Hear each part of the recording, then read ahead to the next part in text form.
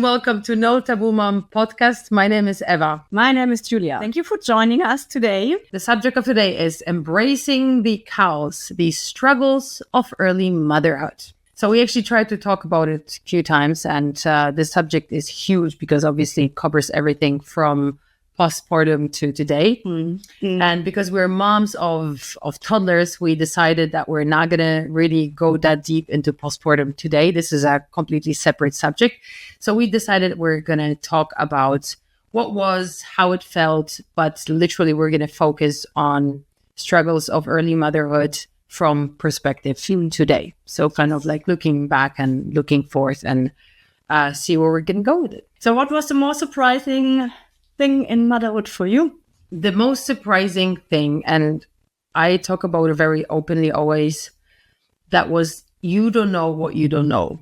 And for me, it was kind of like, even though I knew it's going to be different and I knew life is going to just be upside down and I knew the priorities are going to shift, but I did not know, and I was super, super surprised that it's going to completely change our dynamics. Ben and I, we've been together for 16 years now, and we had obviously our certain dynamics, workflow, what we did in the house, how we met our friends, but we, just the whole kind of setup. And all of a sudden it was just so different that I think it took me almost 4 years. Now my daughter is 4.5 almost, and it took me definitely 4 years to accept the change. But it was so surprising that it just kind of changed everything. Like every aspect of your life is seriously changed. And I think it was eye-opening because I kind of felt that we're in this world next to so many different other families and friends that had already family. And then I was just so unaware how different their life was from mine. And then, and I remember, this is a really funny part, when Ben and I were saying, well, we're going to have children, then they're going to adapt to our life. And when I think about it today, I'm like, wow, we're so stupid. So in a way, I never thought that there was anything in the life that can surprise me into that extent than a family life. So that was definitely the most surprising, like, aha moment, like, wow, okay, I know nothing.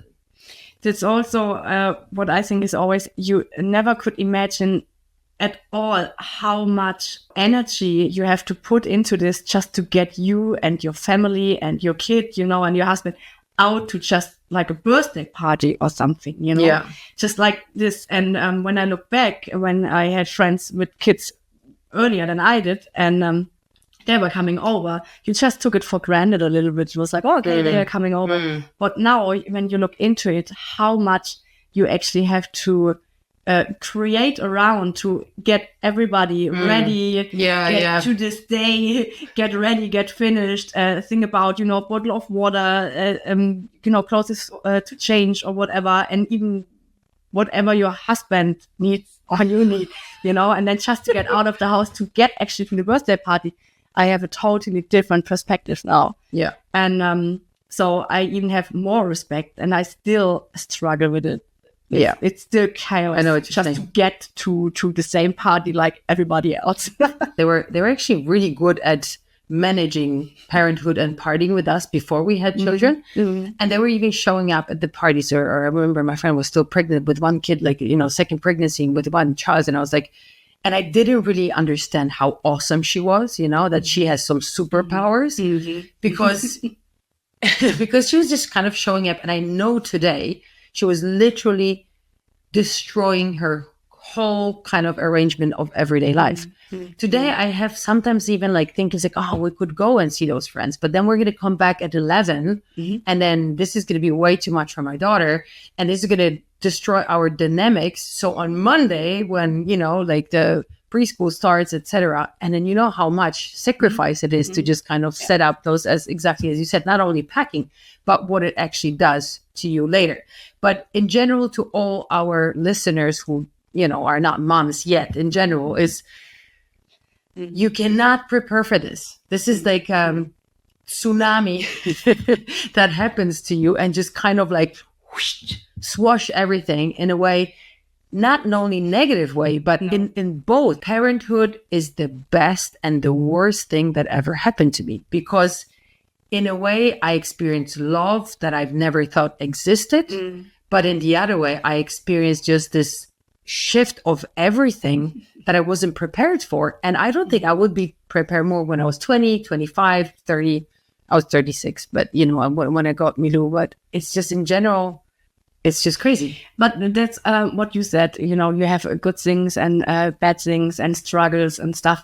But I realize every year I grow more and more and more. So when I look back like last year to today, then I feel like I did grow even more than 2 years ago, 3 years ago, 4 years ago. And I do grow with my kids and all the challenges with the daily life.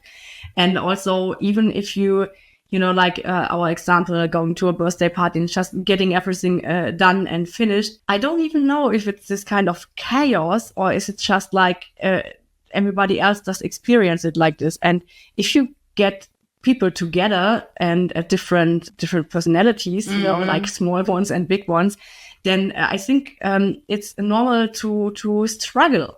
But from the outside, it always looks so easy, but it's not. Yeah. And I think, you have to go into the perspective again to just look from the top somehow. Yeah. Okay, you do great. Yeah. How you do it, you do great. Yeah. Because at the end, you have everything you needed for your trip to the birthday party, whatever, and you still did it.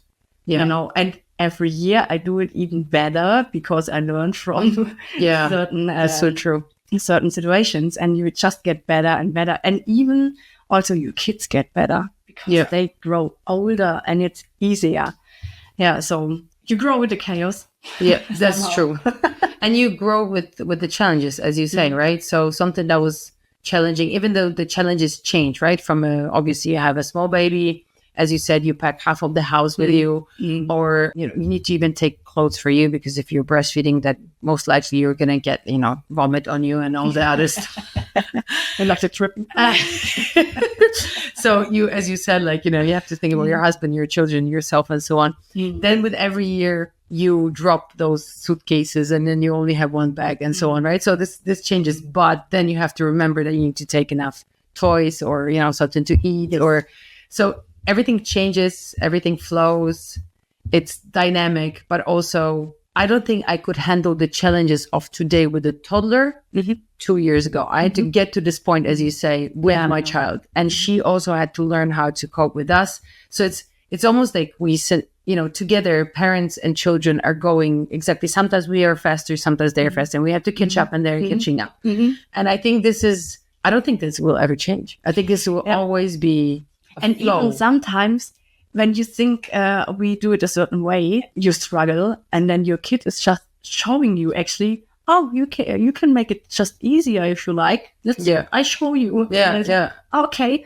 So just let them grab their own backpack, put stuff inside and the toys, and then just make them responsible for their own things. Somehow you just grow with them. Yes. And they do as well, because now my daughter is 6 years old. She sees when I struggle and she's like, okay, can I help you with something? Oh, that's amazing. And so we are both in the chaos, but getting there together. And yes, of course, they are older now, but it makes it easier, but they come with different problems you have to solve, and just shift to some other situations or how you manage things.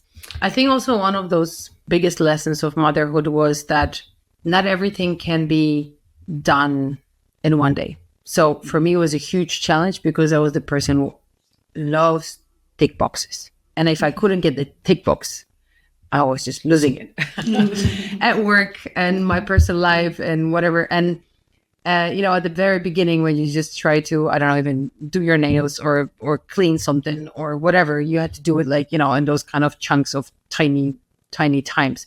And I think one of the biggest challenge today is, even though it got obviously better, my daughter sleeps better, still not perfect, but I've got my evening. I can, if I had time, I would watch something, those moments when you have that evening free. And then I swear to God, this is what I do. This is a typical Instagram picture when I do my nails.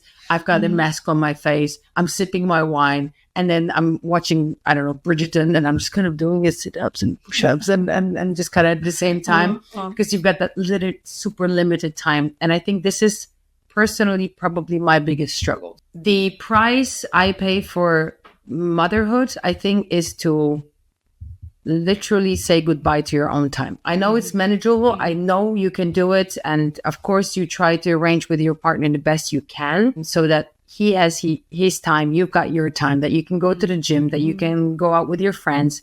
And of course, everything is doable, but it's, as a non-mom, get ready for cuts beyond your imagination. Meaning it will change not only your schedule, but it will change the access to the most awesome things you like, that you appreciate, that make you feel good. It will cut the time with your partner. The quality time is never going to be the same. You have to rearrange every aspect of your life. Everything that you thought and took for granted will change. Some of it will change for better, but many of it is going to change for, I'm not going to call it worse, just different. It's a different dynamic. It's a completely not self-need orientation. You know what you're the shift around, like your life is not around you anymore, or not around you and your partner.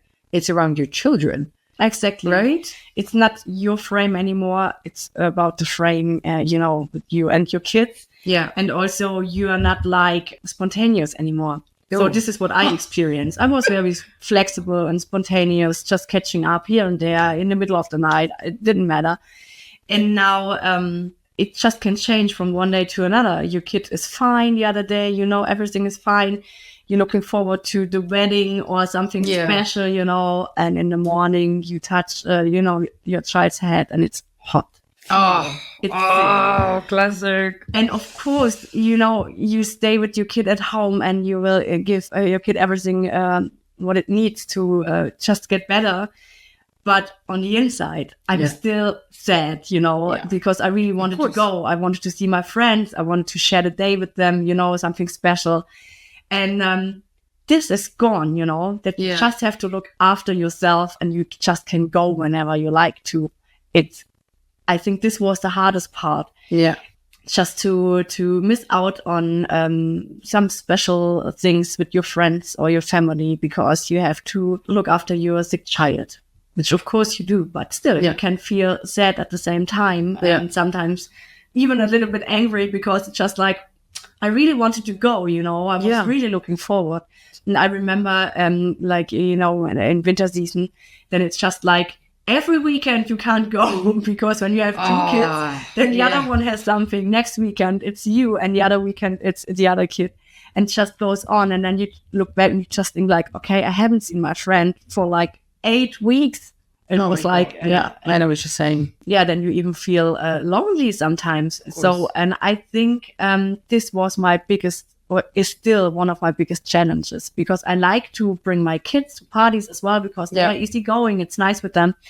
But when they have a different desire or different, needs, then it's not about me anymore. Yeah, giving up the needs. I think this is one of the biggest challenges. Like to find yourself at ease with the fact that your needs are no longer the priority in your life. No, I don't even have the time to look after my needs. Exactly. I don't eat well sometimes. Yeah. I forgot to drink, but my kids have everything. It's like great. I'm looking after them all the time. They have food, they have drinks, they have comfy. And at the end of the day, I'm like, okay, so what did you do for yourself? It's just like the basic things, not something special. Just exactly. Basic things, Yeah. I actually asked this question, my friend Ola, and then I said like, hey, tomorrow we're going to talk about the embracing the cows of motherhood. And I asked just kind of like a random question to the people at the table. I'm like, anyone having, thoughts about it? And Ola said like, feeling guilty is the most challenging thing for me and being a mom. And she meant that no matter what she does, if she spends too much time with the kid, which barely happens, but if she works too long, she feels guilty that she's not with the child. If she spends some more time with the child and she feels guilty that she's not working properly, like there's always something has to go, which is very connected to the thought of a need. And then I thought about it too, and I'm like, oh wow, this is so true. I very often feel like just guilty. I didn't spend enough time. I didn't cook enough healthy food. I didn't, this is all, was it enough quality time? Was it enough, was it enough fun? Oh, I forgot to call my mom, you almost there's always something. And then I don't know why so many women tend to put themselves and their needs, as you just described, at the end of the chain. And I don't understand that. I don't know yet how to shift it. I know there are books and, I looked into so many different sources of information and blah, blah, blah. There are some ways. And sometimes I meditate. And I'm like, oh, what do you need? What do you need? And I'm like, their list is so big, but it's just organizing, even not going to the gym. It's just crazy. It's really crazy sometimes. And I know it does good. And then when I follow that kind of flow of hey, it's fine to listen to yourself, listen to your heart. What do you need? What do you want? And then go with it. And if I do it at least once, twice a week, I feel much better. My family is better. Everyone's more happy. Yes. But it costs me so much sometimes because there is so many things on my list and I don't know how to master it. So I think it's one of the biggest challenges there. So how do I regain the balance with time? Obviously, nobody's expecting. I know some women do make it much, much better, but I also know many women struggle. Do you have any tips, or do you think, is it possible to maintain the balance quicker in early motherhood? When I think back, it's you get time offered from your partner, maybe just spontaneously. Just oh, come on, I take the kid and you just can go for a run, go to the gym, or whatever, you go for a shower or whatever you want to do for your me time. And then when I got the time, just like this, it was oh, I don't really feel it right now. I don't feel like running. I know. I don't feel like, meditating right now. I just was just out of a sudden, I have to go into a different mood and mindset, and I need time for it, and I like to have a structure, kind of, everything is a little bit in a setup to get things done. And so I obviously got the time from my partner, but not in the time I actually needed it. And I think this will be the struggle, because it's his need, it's the need of the kid, and then it's mine. And to get all things in order, it just kind of doesn't work for me. Sometimes it does. We have good days, when it's just a good flow and it is working out and everything is fine. And then we have weeks when we struggle, and I feel just help, I'm drowning. Yeah, I know. And but he's drowning too, and then it's just okay, so how do we manage it? And I think one good thing is just to get the structure out of your head and just kind of take it easier. But that's easy said, just take it easier and just take what you get and just make the best out of it. But I couldn't do it very well. So it was not my kind of just, oh, here you have time, just take it, make something out of it. It doesn't work for me, but maybe it does work for somebody else. I agree. I know what you're saying. I also cannot just, it's almost like a push the button and now you're, wow, there's a spontaneous time. Exactly. It doesn't work for me either. I think what worked for me better is to look at my life as a work project. By saying we had a couple of those successful conversations with my partner. We're just okay, let's sit down. Let's see what is stopping us from doing more sports. We both used to go to the gym always together, and so I really miss that time, And then what can we do? How can we arrange our daily kind of schedule, and what responsibilities can we just kind of give it someone else? If we need someone to help with cleaning, do we need more money for it? How do if you look at it really like a project, then it's easier. But then it's really hard to separate the feelings of it, But then it's just kind of everyone's trying to get a chunk for themselves, and then you can kind of see. And it's normal. We all have needs. I get it. My partner has needs. My child has, as you just said. I have a tip. What is it? Because I just did talk to my friends and all mothers. And it was just okay, we're going to find a date once a month. It's just once a month because, family and daily life and stuff and work. And this is our day. If somebody gets sick, okay, but this is our day every month. This is our date, and we're going to get together. So we try this, and I'm really looking forward just to catch up. And it doesn't matter of course, I have to leave the house. Sometimes I feel like, well, I actually want to stay at home because I'm just exhausted. Yeah. But it's always nice when you catch up then anyway, you know? Yeah. So really also don't make only plans with your husband or your partner. Yeah, definitely. You know, daddy of your kid, whoever. Make plans with your friends, just with one friend, you know? Yeah. Like a date. Yeah. And also always on Thursdays, I catch up with my friend Julie to go to Pilates. And I would never go when she is not going because I'm too lazy then, you know, I'm not going. Yeah. So. But the two of us, we are the perfect match for our Thursday date to go to Pilates. And so, yeah, just don't look only into your family, look around and just set dates with certain people, you know. I think you make definitely a good point, like meeting with your friends, especially with the girls, just so that, you know, you can just exchange and just talk about like very honestly. Obviously, if you have a person you can talk honestly to, it's super important, and just kind of exchange how you feel and where you are at life at the moment. I think it also is super important to remember that every situation, family situation is different, which also brings us to our point of this, of the conversation, that there's no recipe. Once again, there is no recipe. Like, no matter what you do, that's why we always like ask people, how do you feel? And some of those things are, you can see they're aligned, you know, like the needs, the feeling guilty, or is the best or the worst thing. I mean, it's all very similar. We all have a bit of a small differences, but it really comes to one conclusion: is there is no framework how to go through this madness. I mean, embracing the callous, that's why we just thought embracing the callous is the only way. Maybe try to accept it as much as you can. Yes. Talk to your partner as much as you can. Try to find a consensus. Make sure that everyone's needs are covered, and don't ever forget yourself. What actually helps me as well, I just think about, is like, be here right now. Oh, I know it's a hard part. I actually did teach things like this back in a hospital, and I'm the worst person in it. Be here right now where you are.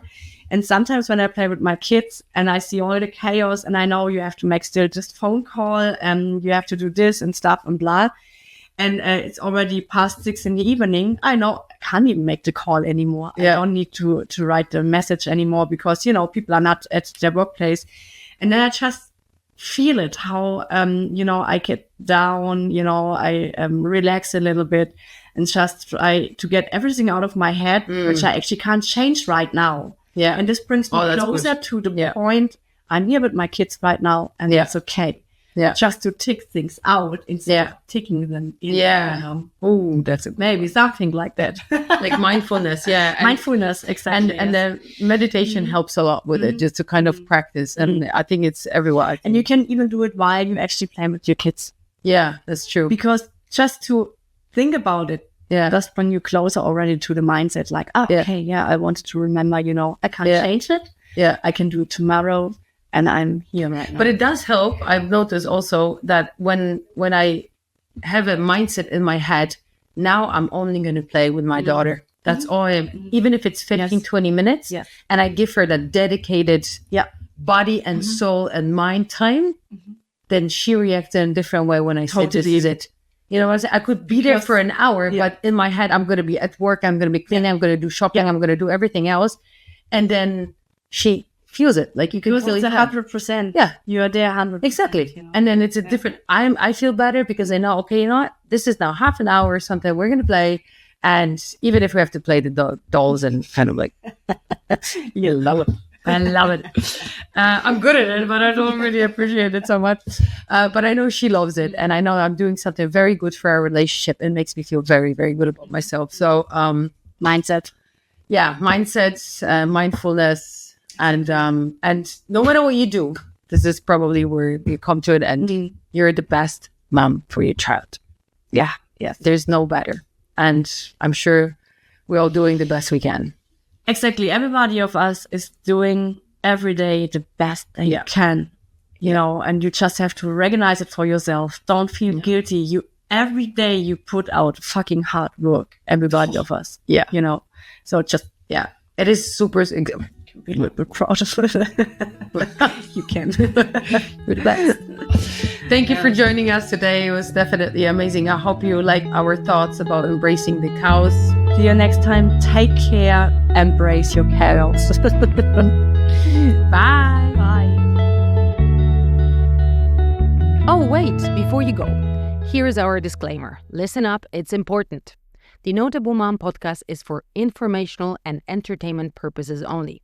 The views and opinions shared are personal experiences and should not be considered professional medical, psychological, or legal advice. Always consult with a qualified professional for any concerns related to your health, well-being, or personal circumstances. The hosts and guests of this podcast are sharing their own insights and do not take responsibility for individual decisions made based on this content. All right, that's it. See you next time.